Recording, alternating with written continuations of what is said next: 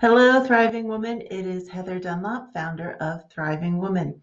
And today I'm continuing the series of the Assertive Woman. Yesterday we talked about the difference between being assertive and being aggressive. So if you haven't watched that, go back and watch that video. Today we're going to talk about valuing yourself and setting your boundaries. It's an amazing thing that happens that when you become assertive, you actually start to carry yourself with more confidence and you start to own who you are and allow yourself to take up space in the world. So, what you want to do is when you value yourself and you grow your confidence, you're going to share more of who you are. You're going to be your truest self. So instead of worrying about being wishy washy and trying to people please and letting everybody else take over and following their agenda, you actually start to follow your own agenda and create your own life.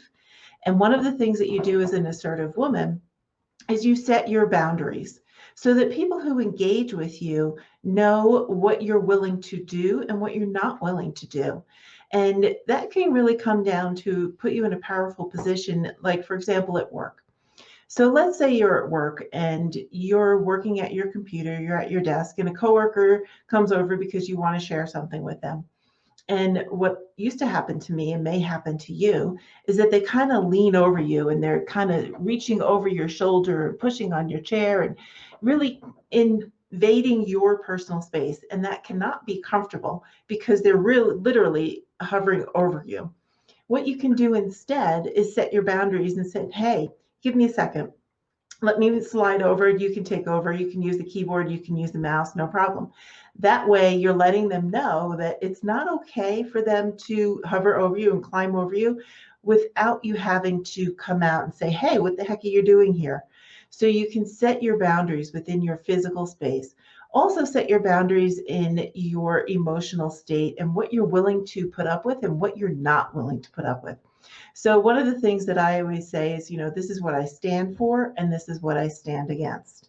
So I stand for women living in love and financial abundance and empowerment. And I stand against women being abused and molested and reliving that abuse time and time again. So people know that if you want to kind of get abusive with me, it's not going to fly. Even if it's not a physical and it's just coming at me with aggression, it's not going to fly. If you want to let your anger loose, doesn't work here because I don't accept you spewing your anger at me. So know what your boundaries are and set your own boundaries. And you can kind of play with them and move with them and see what you're comfortable with. You might not worry about if you're at work and, depending on who it is, if it's a coworker leaning over you to use your computer and use your mouse and kind of show you something on the screen that you're working on together. If it's something that and is a really, really good friend at work, you might not mind that. Whereas when a certain other person comes along and you don't know them as well, and they're more of a stranger, and there's someone you engage with very rarely at work, and then they do that behavior, it's out of place. So set your boundaries with the people that you know. You're going to have different boundaries for those who are close to you versus those who are not close to you as well. So, one of the things we always hear kind of growing up, and I used to hear a lot, is that it's kind of your personal space is sort of like a 3-foot bubble around you. So kind of within your arm reach a little bit, that full circle. And if someone comes within that circle, you're typically letting them in because it's somebody that you're close to, somebody that you trust, somebody that you like, and you want to get closer to physically. But if they're not, it's okay for you to kind of step back a little bit and create that space. And if they keep coming forward, say, hey, I like a little space. Is that okay? Do you mind? Because they might say it might be something different on their side. Then they're going to say, hey, oh, you know what? I have trouble hearing you, which in my case, some people have trouble hearing me because I don't have a loud speaking voice. So they might say, hey, oh, okay, now I understand that you just need me to speak a little bit louder so you can hear me better, and you don't need to come within that space. No problem. Now we understand each other. But you assert yourself and saying, hey, do you mind, I just like to have a little bit of space around me. I'm more comfortable that way. Is that okay with you? And you can voice it that way as well. So when you are becoming an assertive woman, you're really learning what your boundaries are, discovering those boundaries for yourself, and setting them and holding them in place. Okay. So that when someone comes close to you, you're allowing them in because either you know them and like them and trust them, or you're saying, hey, that's not okay. We need to, hold up here for a second and clarify. All right.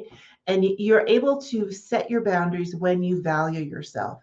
So becoming an assertive woman and the things we're talking about over these 5 days is really setting your boundaries and valuing who you are and building your self-confidence. You might start out and not really have that confidence to say, hey, hold on, these are my boundaries, don't invade them. I want you to kind of, keep your distance a little bit. And as we go through this process, you're going to learn how to grow into that, to say in a way that's not aggressive. It's just assertive, saying, hey, we need to keep a little bit of distance here. I just need a 2 feet, 3 feet between us, if you don't mind. That's okay. And you're going to be able to set that boundary because you value yourself and your own worth, highly worthy of having your own space and becoming an assertive woman. All right.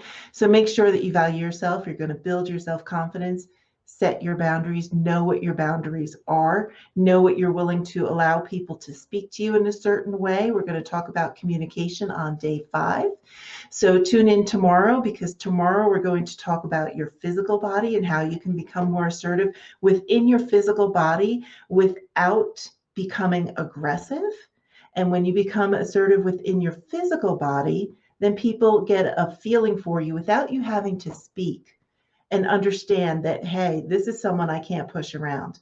And that's one of the key things about being assertive. When you value yourself, others will start to respect you. And that is when you're going to get so much more of what you want. So become an assertive woman.